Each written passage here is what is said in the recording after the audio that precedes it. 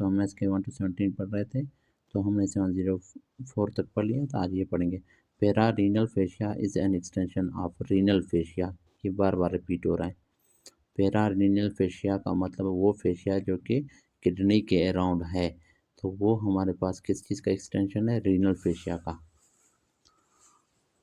Finding suggestive of polycythemia in male smoker is increase in red cell mass। हाँ, polycythemia का मतलब ही क्या है? increase in red cell mass या red cell count। headache after LP is due to falx cerebri compression। LP के बाद जो headache होती है वो falx cerebri compression की वजह से होती है।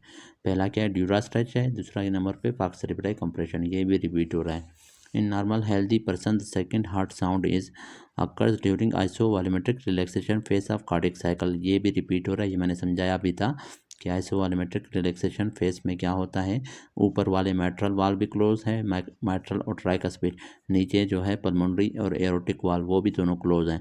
तो ब्लड वॉल्यूम वेंट्रिकल्स के अंदर क्या है? सेम है, इस वजह से इसको हम कह रहे हैं आइसोवॉल्यूमेट्रिक, और रिलैक्सेशन हो रहा है। तो उस फेज़ के दौरान, मतलब इसी फेज़ के दौरान क्या है?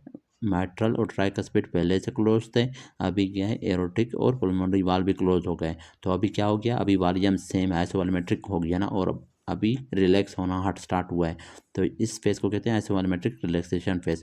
और इसी फेज के दौरान क्या है? एरोटिक और पल्मोनरी वाल क्लोज हो रहे हैं। और आप लोगों को पता है एरोटिक और पल्मोनरी वाल के क्लोजर की वजह से हो रहा था क्या? Second heart sound. First heart sound produced by, वो फिर क्लोजर ऑफ एवी वाल्व है, मतलब ट्राइकस्पिड एंड मैट्रल वाल्व। अमेबा का मलरी डिजायर्स इन सीकम, ये भी रिपीट हो रहा है। In acute exacerbation of asthma most appropriate test क्या होता है? पीक रेस्पिरेटरी फ्लो रेट, उसको देखते हैं कि वो कितना है। अच्छा, रिसेक्टेड ट्यूमर फ्रॉम एब्डामन है, biopsy showed vessels which factor is responsible. तो एक हम लोगों ने ट्यूमर रिसेक्ट किया है एब्डामन से, उसकी बायोप्सी हमने की है, तो उसके अंदर वेसल्स हैं। तो वो कह रहा है कि ये वेसल्स के लिए क्या रिस्पॉन्सिबल है? तो वो है वस्कुलर एंडोथेलियल ग्रोथ फैक्टर। नाम से जाहिर है कि क्या करता है वो? ग्रोथ करवाता है। ये ग्रोथ फैक्टर ग्रोथ करवाता है किसकी? वेसल्स की, एंडोथेलियम की। ठीक है, वेसल्स और एंडोथेलियम की। तो vascular endothelial growth factor blood vessels formation करवाता है। Which of the following is present in the middle of the medulla? Nucleus ambiguus होता है मेडुला के मिडल में। Iodine will secrete out through, iodine कहाँ से? यूरिन के थ्रू सिक्रीट होते हैं। Paramyxo virus in control group, control group का मतलब जिसको डिजीज नहीं है, उसके अंदर क्या है? पैरामैक्सो वायरस है। काजेज फॉर विच एसो टाइटर वाज बीइंग डन है। ये क्वेश्चन मुझे समझ नहीं आ रहा। एसो टाइटर तो हम लोग स्ट्रेप्टोकोकस के लिए करते थे ना, जो कि फेरिंजाइटिस और ग्लोमेरुलोनेफ्राइटिस खास कर रहा था। अच्छा, सिंपल ये पूछना ये चल रहा है कि एसो टाइटर हम किस लिए कर रहे हैं? तो वो है ग्लोमेरुलोनेफ्राइटिस के लिए करते हैं।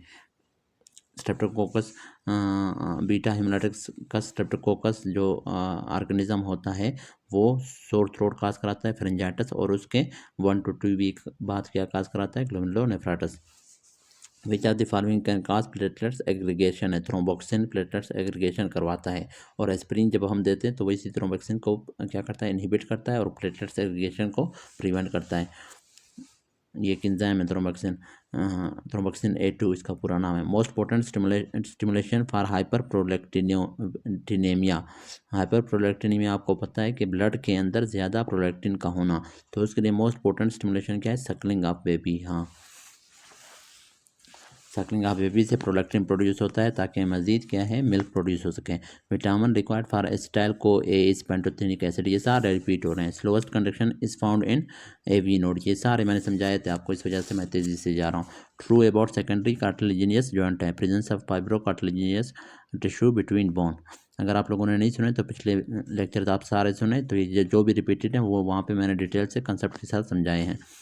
तो सेकेंडरी कार्टिलेजिनियस जॉइंट के बारे में क्या ठीक है? Presence of fibrocartilaginous tissue between bones.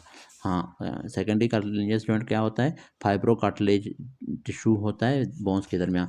Droplet infection transmission occurs, ये भी रिपीट हो रहा है। ये होता है 1 to 3 फीट ड्रॉपलेट का, और एयरबॉर्न का वो होता है 3 to 6 feet. Mesocolon attached posteriorly to spleen a gastrocolic ligament. Which heart sound is felt on the left parasternal third intercostal space है? ट्राइकस्पिड है। ठीक, सॉरी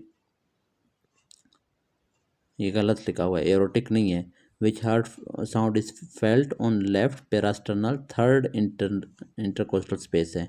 एरोटिक है, ठीक है। असल में ये थर्ड नहीं होता, ये 2 होता है। और अगर फोर्थ या फिफ्थ का होता है कि लेफ्ट पेरास्टर्नल बॉर्डर के फोर्थ या फिफ्थ में, तो उसमें हम लोग क्या लगाते हैं, ट्राइकस्पिड। और अगर मिड क्लेविकुलर लाइन का आता है कि फिफ्थ इंटरकोस्टल स्पेस में मिड क्लेविकुलर लाइन में, तो उसमें हमारे पास होता माइट्रल वाल्व, ठीक है। लेकिन ये फिर भी इन्होंने गलत लिखा हुआ है। जो पल्मोनरी का है वो लेफ्ट पे सुनाई देता है, जो एरोटिक का है वो राइट पे सुनाई देता है। तो लेफ्ट पेरास्टर्नल इसने लिखा हुआ है और वो भी थर्ड है, असल में सेकंड होता है, कुछ बुक्स में थर्ड लिखा होता है। तो ये पल्मोनरी होना चाहिए, ठीक है, ये एरोटिक नहीं है। और अगर फोर्थ होता तो फिर ये ट्राइकस्पिड होता, क्योंकि एरोटिक का राइट साइड पे सुनाई देता है। 50-year-old lady presented with loss of memory which area is affected, limbic system, ठीक है, मेमोरी के साथ उसी का ताल्लुक है। Superficial fascia is a mixture of loose areolar and adipose tissue, ठीक है। Patient after RTA presented to ER department with 3% blood loss है। तो आरटीए हुआ है, उसको सिर्फ 3% ब्लड लॉस हुआ है। तो मोस्ट अप्रोप्रिएट ये कहाँ से ब्लड जा रहा है, लॉस मोस्टली फ्रॉम वेन, क्योंकि अगर आर्टरी से होता तो 3% नहीं होता, बहुत ज़्यादा होता है, क्योंकि आर्टरी से ब्लीडिंग बहुत तेज़ी से होती है और ज़्यादा होती है। Ulnar nerve damage at medial epicondyle will cause hypothenar और वेस्टिंग। अल्नर नर्व आपको पता है किसको सप्लाई करता है, हाइपोथीनिया और मसल को, तो इसके डैमेज से हाइपोथीनिया और वेस्टिंग होती है। Juxta medullary nephron most important function क्या है, काउंटर करंट मल्टीप्लायर, जिसके जरिए वो यूरिन को कंसनट्रेटेड बनाता है। Which of the following is an example of short acting benzodiazepine, midazolam. और डायजिपाम क्या है, लॉन्ग एक्टिंग है।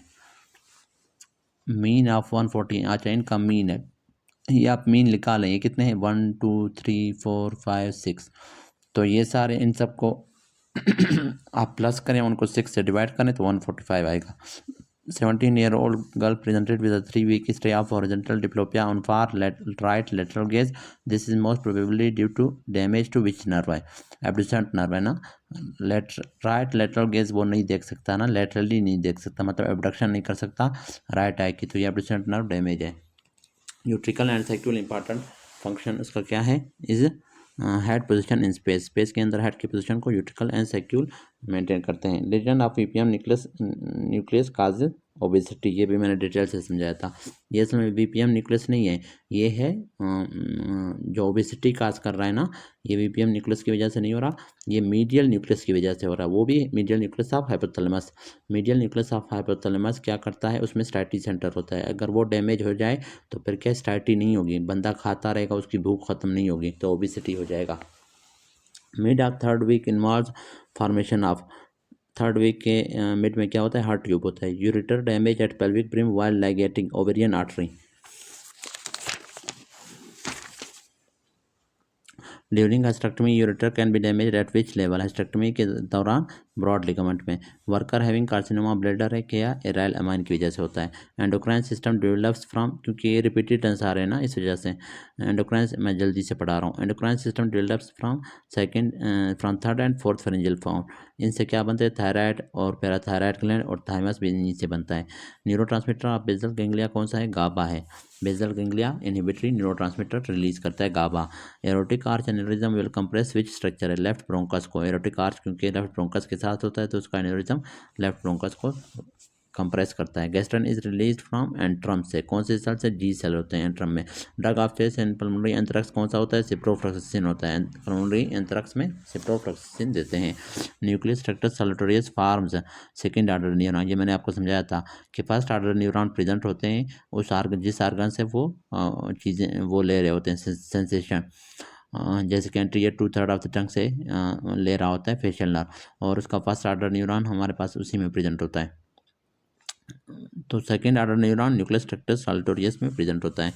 उसके बाद ड्रग वर्सनिंग एंजाइना इज, ठीक है, थियोफाइलिन जो है वर्सन करता है एंजाइना को। Internal jugular vein after leaving jugular foramen have immediate action with internal carotid artery, repeated. Drug that increases heart rate on normal dosage is isosorbide dinitrate, heart rate को increase करता है क्योंकि ये vasodilation काज करता है, जिसकी वजह से हाइपोटेंशन होता है और फिर रिफ्लेक्स टैकीकार्डिया होता है, हार्ट रेट इंक्रीज होती है रिफ्लेक्स के थ्रू। Anterior 2/3 of tongue is supplied by facial nerve, और पोस्टीरियर 1/3 क्या था, glossopharyngeal 9th nerve. In newborn the organ with adult size कौन सा होता है, inner ear. Presence of increase light chain immunoglobulin in blood is the feature of systemic type amyloidosis में light chain होते हैं, अमीनोग्लोबुलिन होते हैं ज़्यादा प्लाज्मा के अंदर। One standard division means both sides of mean at distribution curve. Wrist joint क्या है, एक एलिप्सॉइड जॉइंट है, ये रट्टे वाली, ये रट लें। R H mother gives birth to O negative baby, mother and transfused wrong blood, what is true. तो उसको क्या करेंगे, गिव एंटीटी एंटीबॉडी, ठीक है। मदर ने क्या है, उसको मदर को गलत ब्लड लगाया गया है तो उसको क्या देंगे, गिव एंटीटी एंटीबॉडी, ताकि क्या है उसमें एंटीबॉडीज ना बने उस ब्लड के अगेंस्ट जो उसको ट्रांसफ्यूज किया गया है। Patient presented with nail infection and have multiple एंडोक्राइनोपैथी, the organism most probably involve. तो मल्टीपल एंडोक्राइनोपैथी का मतलब उसको कई एंडोक्राइन ग्लैंड्स का प्रॉब्लम आ रहा है, जैसे कि मल्टीपल एंडोक्राइन न्यूप्लाजिया में होता है, तो उसमें इम्यून सिस्टम वीक हो जाती है, और इम्यून सिस्टम जब भी वीक होती है तो अक्सर ज़्यादातर क्या होते हैं, फंक्शनल फंगल इन्फेक्शन होते हैं, जैसे डायबिटीज़ में होता है ना, वो भी एंडोक्राइन सिस्टम का प्रॉब्लम है। तो candida albican nail infection cause करेगा। गोबलेट सेल्स क्या होते हैं, मॉडिफाइड कॉलमनर एपिथेलियम होते हैं, जो कि सिक्रीट करते हैं क्या, mucus. Muscles of forceful expiration है, इंटरनल इंटरकोस्टल मसल है। Regarding thalassaemia true is defect in beta globin gene है। सबसे पहले डिफेक्ट होगा ग्लोबिन जीन में, उसकी वजह से फिर ग्लोबिन चेन में डिफेक्ट आएगा। तो इसमें ये BCQ है, ठीक है, तो इसमें बेस्ट क्या है, डी है। अ पर्सन हु ड्रैंक, एक पर्सन है हु ड्रैंक 140 मिलीकुलेंट पर लीटर क्या है, इन 100 ml of water, what will be the effect है। अब 140 मिलीकुलेंट पर लीटर में अगर होगा तो ये क्या है, ये हमारे पास डाइल्यूटेड सॉल्यूशन है, और डाइल्यूटेड सॉल्यूशन को अगर आप बॉडी में डालेंगे तो वो ECF और ICF दोनों को इंक्रीज़ करेगा, उनकी ऑस्मोलॉटी को। लेकिन ये असल में डाइल्यूटेड तब होता है जब 140 मिलीकुलेंट पर लीटर के अंदर होते हैं, लेकिन उसने क्या है 140 मिलीकुलेंट पर लीटर तो है, लेकिन वो उसने 100 ml में सिर्फ डाला है, पर लीटर के अंदर नहीं डाला है। तो इस वजह से क्या है, ये कंसनट्रेटेड सॉल्यूशन जब आप डालेंगे तो ECF और ICF की ऑस्मोलॉटी दोनों की बढ़ जाएगी। The introduction of cold water into one air may cause giddiness and nausea. The primary cause of this phenomena creation of convection currents हैं इन एंडोलिम्फ है, ठीक है। जब भी आप कोल्ड वाटर डालेंगे तो वो क्या है, वहाँ पे कन्वेक्शन करंट्स प्रोड्यूस करेगा एंडोलिम्फ में। एंडोलिम्फ कहाँ पे होता है, इनर एयर में, उसकी वजह से गिडनेस होता है और क्या होता है, नोजिया होता है। Upper motor neuron lesion is involve, ठीक है, कार्टिकोस्पाइनल एंड कार्टिकोबल्बर ट्रैक्स है। अपर मोटर न्यूरॉन, मैंने आपको कहा था मोटर पाथवेज में दो न्यूरॉन होते हैं, एक अपर मोटर न्यूरॉन, एक lower motor neuron. Upper motor neuron cortex से आ रहा होता है, सेरिब्रल कार्टेक्स से, तो उसको हम कहते हैं जो स्पाइनल और स्पाइनल कार्ड तक आते हैं उनको हम नाम देंगे कार्टिकोस्पाइनल, और कुछ सेरिब्रल कार्टेक्स से आएंगे क्रेनियल नर्व के न्यूक्लियाई तक, उनको कहते हैं कार्टिकोबल्बर। तो ये कार्टिकोस्पाइनल और कार्टिकोबल्बर ट्रैक्स क्या हैं, ये अपर मोटर न्यूरॉन्स होते हैं, ये इन्वॉल्व होते हैं। और लोअर मोटर न्यूरॉन फिर स्पाइनल कार्ड से निकल के कहाँ पे जाएगा, स्केलेटल मसल तक। और कार्टिकोबल्बर में लोअर मोटर न्यूरॉन क्या होगा, क्रेनियल नर्व होगा कोई, जैसे कि थर्ड क्रेनियल नर्व, फोर्थ है, फिफ्थ है, ठीक है। और सेंसरी पाथवे में क्या थे, first order women with history of cholelithiasis biliary colic प्रीपियंडस which of the following is raised है, तो उसमें अल्कलाइन फास्फेटेज रेज होता है, ठीक है। क्योंकि उसको क्या है, गाल ब्लैडर के स्टोन्स है ना, गाल ब्लैडर के स्टोन में गाल ब्लैडर का जो म्यूकोजा है उससे अल्कलाइन फास्फेटेज पे रिलीज होगा, क्योंकि वो डैमेज हो रहा है। Reticular fibres are present in lymphoid organs में, रेटिकुलर फाइबर्स होते हैं, नेटवर्क होता है ना फाइबर्स का। अच्छा, PO2 in arterial blood is less than alveoli. अच्छा, अब आर्ट्रियल ब्लड में PO2 ऑक्सीजन की जो वो है प्रेशर है वो कम होता है देन अल्वियोलाई। ये कौन सी आर्ट्रियल ब्लड की बात कर रहा है, पल्मोनरी आर्टरी की, जो कि ब्लड ला रहा है कहाँ से, राइट वेंट्रिकल से ला रहा है, डीऑक्सीजनेटेड ब्लड है ना, तो उसमें ऑक्सीजन कम है। क्योंकि अगर ऑक्सीजन कम नहीं होता आर्ट्रियल ब्लड में तो फिर क्या है, ऑक्सीजन अल्वियोलाई से उस आर्टरी के अंदर नहीं जा सकता, एक्सचेंज आपके ऑक्सीजन नहीं हो सकता, इस वजह से देखें ऑक्सीजन में कम है, ठीक है। क्योंकि oxygen needs gradient to diffuse, हमेशा गैसेस हायर कंसंट्रेशन से लोअर की तरफ जाते हैं ना, तो अल्वियोलाई में ऑक्सीजन ज़्यादा है और आर्ट्रियल ब्लड में कम है, इस वजह से ऑक्सीजन अल्वियोलाई से आर्ट्रियल ब्लड में जाएगा, पल्मोनरी आर्टरी के पल्मोनरी कैपिलरीज में जाएगा, वहाँ से लेफ्ट आर्टरियम में, फिर लेफ्ट वेंट्रिकल में, वहाँ से एरोटा, फिर बॉडी में। Target of hypertension in retina is arteriole, hypertension जो रेटिना में होता है उसमें कौन से आर्ट्रियोल्स की वजह से होता है hypertension, voluntary inhibition of maturation किस वजह से, increase activity of pudendal nerve की वजह से, उसके ज़रिए आप क्या है वॉलंटरी इनहिबिट कर सकते हैं मैच्योरेशन को। Needle penetration in left fourth intercostal space will first pierce intercostal membrane को, ठीक है। जब भी इंटरकोस्टल स्पेस में आप नीडल पास कर रहे होते हैं तो सबसे पहले इंटरकोस्टल मेम्ब्रेन को पायर्स करेगा स्किन के बाद, ठीक है। स्किन के बाद सबक्यूटेनियस टिश्यू होता है, उसके बाद इंटरकोस्टल मेम्ब्रेन होता है, मसल जो है नीचे होते हैं। Most common cause of autoimmune haemolytic anaemia क्या होता है, आइडियोपैथिक। मतलब अननोन काज है। Which amino acid is the major contributor to transport of nitrogen destined for excretion as urea. तो ये कौन सा अमाइनो एसिड होता है? ग्लूटामिन। ये नाइट्रोजन को निकालता है एज यूरिया के तौर पे बॉडी से। स्टार्टी सेंटर, ये देखें अभी आगे, स्टार्टी सेंटर क्या है? मीडियल पार्ट ऑफ हाइपोथैलेमस या मीडियल न्यूक्लियस ऑफ हाइपोथैलेमस में होता है। और जो इसके अगर डैमेज हो जाए स्टार्टी सेंटर की या मीडियल पार्ट ऑफ हाइपोथैलेमस की, तो बंदा क्या हो जाएगा? मैसिव हो जाएगा। ठीक है, तो एम से मिडिल पार्ट या मिडिल न्यूक्लियस, और एम से मैसिव, मतलब वो मोटा हो जाएगा बहुत ज़्यादा, क्योंकि स्टार्टी सेंटर का काम क्या था? भूख को रोकना। तो जब ये डैमेज होगा तो भूख रुकेगा नहीं, हंगर ख़त्म नहीं होगा, बंदा खाता रहेगा। और जो लेटरल पार्ट ऑफ हाइपोथैलेमस था या लेटरल न्यूक्लियस ऑफ हाइपोथैलेमस, उसका काम क्या था? हंगर सेंटर था, मतलब वो बंदे को हंगरी कर रहा था। लेकिन अगर वो डैमेज होगा तो बंदा हंगरी नहीं होगा, तो उसको भूख नहीं लगेगी, एनोरेक्सिया हो जाएगा, फिर वो क्या हो जाएगा? पतला, लीन। तो एल से लेटरल न्यूक्लियस है, एल से लीन, मतलब इन दोनों का अगर लीजन होगा, मीडियल पार्ट का होगा तो मैसिव हो जाएगा, लेटरल पार्ट का होगा तो लीन हो जाएगा पेशेंट। सिस्टमिक आर्टेरियल एम्बलाई अगर common likely due to left ventricle में म्यूरल थ्रोम्बस होते हैं, वो वहाँ से जाएंगे एओर्टा में और फिर सिस्टमिक सर्कुलेशन में जाएंगे। तो ये मोस्ट कॉमन है। Anterior relation of right kidney liver होता है, राइट किडनी के सामने लीवर होता है। Euploidy is the chromosome number of multiple chromosome 23 and its multiplication n and 2n। हाँ, यू प्रोटी का क्या मतलब होता है? कि क्रोमोसोम की नंबर 23 के मल्टीपल हो, या 23 हो, या उसका डबल हो, या उसका ट्रिपल हो। ठीक है, तो 23 अगर होंगे तो उसको एन कहेंगे या हैप्लॉइड, उसके डबल होंगे तो उसको डिप्लॉइड कहेंगे।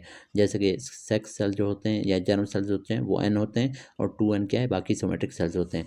उसके बाद 3n या 4n भी हो सकते हैं एबनॉर्मल डिजीजेज में। और एन यूप्लोडी, अगर इसके साथ एन आ जाए, ए एन, उसका मतलब क्या है? 23 के मल्टीपल ना हो क्रोमोसोम नंबर, बल्कि डिफरेंट हो। फॉर एग्जांपल 47 आ जाए तो वो 23 का मल्टीपल नहीं है, या 24 आ जाए, ठीक है, तो वो भी 23 का मल्टीपल नहीं है, तो उसको एन यूप्लोडी कहते हैं। Direct branch of subclavian artery which takes part in shoulder joint anastomosis है। ठीक है, सबक्लिवियन आर्टरी की डायरेक्ट ब्रांच है जो कि जॉइंट एनास्टोमोसिस में हेल्प करता है, वो है डार्सल स्केपुलर आर्टरी है। फिर है राइट इंटरकोस्टोब्रेकियल, ये रटे वाली चीज़ है, रट लें। Right intercostobrachial artery arises from anterior medial portion of descending aorta. Thyroglobulin is release from follicular carcinoma, क्योंकि आपको पता है थायरोग्लोबुलिन एक प्रोटीन है जो कि नॉर्मली भी फोलिकुलर सेल्स में बनता है। फोलिकुलर सेल्स कहाँ पे होते हैं? थायराइड में होते हैं। तो उससे क्या है? ज़्यादा फोलिकुलर कार्सिनोमा से बहुत ज़्यादा थायरोग्लोबुलिन फिर रिलीज होगा। फिर है फेशियल नर्व इंटरेस करता है टेम्पोरल बोन में थ्रू विच फोरामिन, किस फोरामिन के थ्रू? इंटरनल अकॉस्टिक मीटर्स के थ्रू। ऑप्टिक गैंग्लियन है parasympathetic pre ganglionic fibres by which nerve. अच्छा, ऑप्टिक गैंग्लियन के पास प्री गैंग्लियनिक फाइबर्स किस नर्व के जरिए आएंगे? लेसर पेट्रोसल नर्व के जरिए। पोस्ट थायराइडोटमी हार्सनस है, रिकरेंट लेरिंजियल नर्व डैमेज हो गया है, which part of the brain does not send impulse है। तो ये है मेडुला। ये पूछना ये चाह रहा है कि रिकरेंट लेरिंजियल नर्व हमारे पास किस ब्रेन के किस पार्ट से आ रहा होता है, क्योंकि रिकरेंट लेरिंजियल नर्व आपको पता है वेगस नर्व का है, हमारे पास ब्रांच है, और वेगस नर्व कहाँ पे होता है? मेडुला में। तो मेडुला से क्या इम्पल्सिस नहीं आएंगे अगर रिकरेंट लेरिंजियल नर्व डैमेज होगा। High cardiac output failure is found in, किस में होता है? एनीमिया में, क्योंकि एनीमिया में ऑक्सीजन हाइपोक्सिया हो जाएगा टिश्यूज़ का, और हमारी बॉडी ये समझेगा, ब्रेन ये समझेगा कि शायद हमारे पास क्या है? कार्डिक आउटपुट कम है। ठीक है, हार्ट ठीक से पंप नहीं कर रहा, इसी वजह से कम ब्लड पहुंच रहा है टिश्यूज़ के पास, और उसी की वजह से फिर ऑक्सीजन कम है। तो फिर क्या करेगा? हार्ट की पंपिंग इंक्रीज़ होगी, ताकि कार्डिक आउटपुट इंक्रीज़ हो जाएगा, ताकि ज़्यादा से ज़्यादा ऑक्सीजन पहुंचा सके ना, तेज़ी से ब्लड पहुंचाए और ज़्यादा ऑक्सीजन पहुंच सके टिश्यूज़ को। तो उसकी वजह से फिर क्या हो जाता है? जब क्रोनिकली कार्डिक आउटपुट हाई होता है तो फिर उसकी वजह से फेलवर हो जाता है, हार्ट फेलवर हो जाती है। तो ये एनीमिया में होता है। Highest mortality associated with which virus है? इसमें इसने हेपेटाइटिस डी वायरस दिया हुआ है, लेकिन ये मुझे नहीं लग रहा इसमें हेपेटाइटिस बी होगा या सी होगा, ये फिर कंफर्म करके बताता हूँ। Patient has increase BP, she was given ACE inhibitor है, after which BP decreases when she felt dizziness है, व्हाट इज़ द रीज़न है? हाँ, अब रीज़न इस वजह से डिक्रीज सिम्पैथेटिक रिस्पॉन्स है, क्योंकि एस इनहिबिटर क्या करते हैं? इनहिबिट करते हैं एंजियोटेंसिन कन्वर्टिंग एंजाइम 2 को, उसकी वजह से एंजियोटेंसिन 1 एंजियोटेंसिन 2 में कन्वर्ट नहीं होगा, और एंजियोटेंसिन 2 में जब कन्वर्ट नहीं होगा, एंजियोटेंसिन 2 का काम क्या था? सिम्पैथेटिक नर्वस सिस्टम को इंक्रीज कर रहा था। किस तरह से? एक तो अल्डोस्टेरोन को इंक्रीज कर रहा था, और दूसरा हमारे पास क्या है? मतलब सिम्पैथेटिक रिस्पॉन्स इसको आप कह सकते हैं। दूसरा क्या कर रहा था? वाटर की एब्जॉर्प्शन कर रहा था, उसके थ्रू वो क्या है बीपी को हमारे पास क्या करता था, इंक्रीज़ कर रहा था। तो जब हम लोग क्या है एस इनहिबिटर देते हैं तो वो उसके अपोजिट होगा ना, एंजियोटेंसिन 2 नहीं बनेगा तो सोडियम की एब्जॉर्प्शन नहीं होगी, अल्डोस्टेरोन नहीं बनेगा, सोडियम की एब्जॉर्प्शन नहीं होगी और वाटर की एब्जॉर्प्शन नहीं होगी, तो बीपी कम हो जाएगा, उसकी वजह से डिजीनेस हो रहा है। कंट्रा इंडिकेशन एंटीकोगुलेंट की कंट्रा इंडिकेशन क्या है, सेरेब्रल इन्फेक्शन अगर हो चुका है तो एंटीकोगुलेंट आप नहीं दे सकते हैं। लॉन्गेस्ट रिसेप्टिव वो भी कौन सा वाला, हेमोरेजिक सेरेब्रल इन्फेक्शन अगर हुआ है तो क्योंकि एंटीकोगुलेंट पर क्या करेंगे और ज़्यादा हेमोरेजिक स्ट्रोक के रिस्क को इंक्रीज़ कर देते हैं। Longest receptive field sensation is carried by which area, lateral spinothalamic tract क्या है वो लॉन्गेस्ट सेंसेशन रिसेप्टिव फील्ड को कैरी करते हैं। Which structure lies in upper 1/3 of medulla, वो होता है वेस्टिबुलो कोक्लियर नर्व न्यूक्लियस होता है, अपर पार्ट ऑफ मेडुला में होता है ना इसका न्यूक्लियस।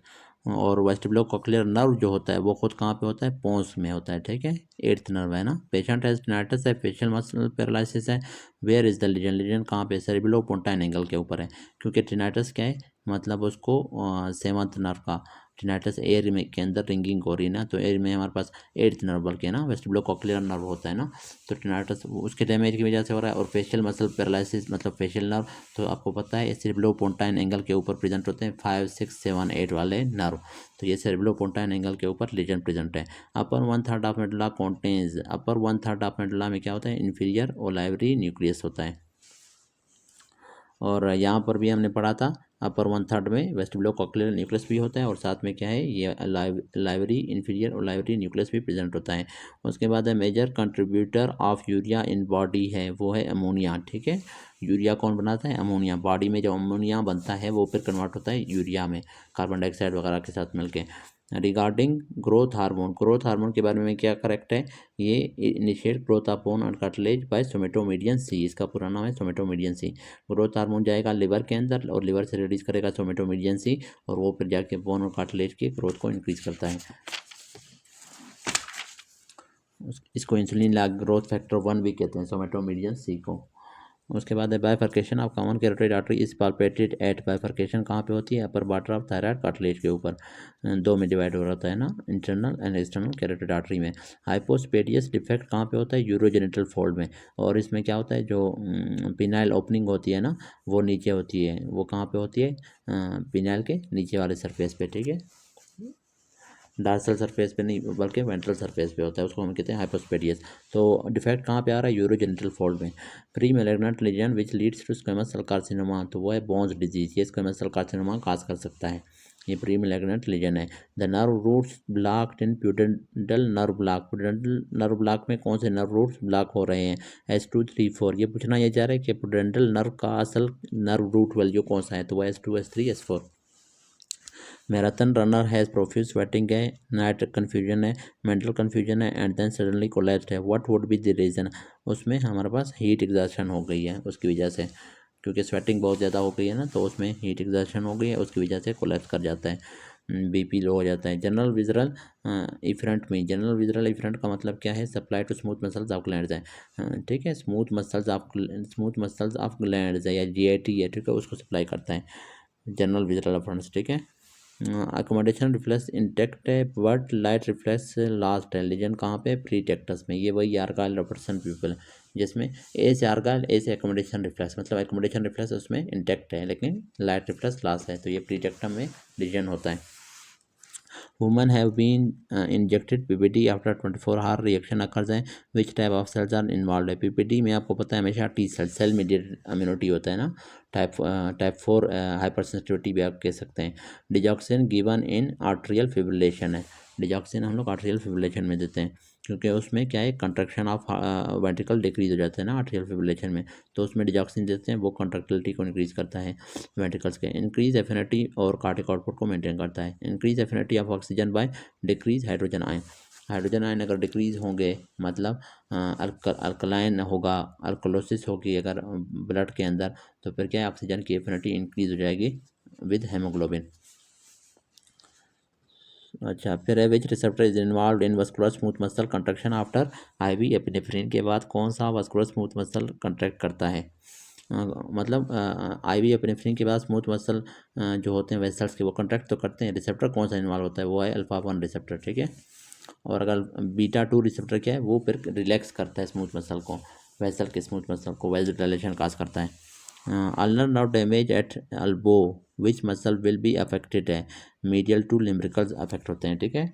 अल्बो के ऊपर अल्नर नाउ डैमेज हुआ है, एक तो हाइपोथिनार वेस्टिंग होती है, दूसरा मीडियल टू लिम्ब्रिकल्स जो होते हैं, मतलब इसके और इस हैंड के, तो वो दोनों लिम्ब्रिकल्स को अल्नर नाउ सप्लाई कर रहा होता है, तो वो लिम्ब्रिकल्स वो होते हैं, अफेक्ट होते हैं। Patients come to ARI with complain of heart sinking, ECG shows low amplitude wave, तो ये हमारे पास हाइपोकलेमिया में होता है, बी है यहाँ पे हाइपोकलेमिया, ये राटा है, ठीक है। तो हाइपोकलेमिया में सिंकिंग होती है, अगर सिंकिंग नहीं होती, सिर्फ स्लो एम्पलीट्यूड वेव अगर होता, तो वो हमारा लो एम्पलीट्यूड वेव, तो वो हाइपोनेट्रीमिया में भी होता है लो एम्पलीट्यूड, ठीक है, एक्शन पोटेंशियल का। लेकिन यहाँ पर सिंकिंग ऑफ हार्ट भी हो रहा है, तो ये हाइपोकलेमिया है। उसके बाद है embryonic tissue responsible for separating 4 chambers of heart as well as aorta, तो हार्ट के 4 चैम्बर्स को जो एम्ब्रियोनिक टिश्यू सेपरेट कर रहा है एम्ब्रियोनिक डेवलपमेंट के दौरान, और पल्मोनरी ट्रंक को एरोटा से, तो वो होता है एंडोकार्डियल कुशन है। तो 100 MCQs हो गए आज के लिए, इतना काफ़ी है। नेक्स्ट लेक्चर में इंशाल्लाह आगे पढ़ेंगे। कुछ अगर समझ नहीं आया तो आप कमेंट्स में पूछ सकते हैं। Thank you.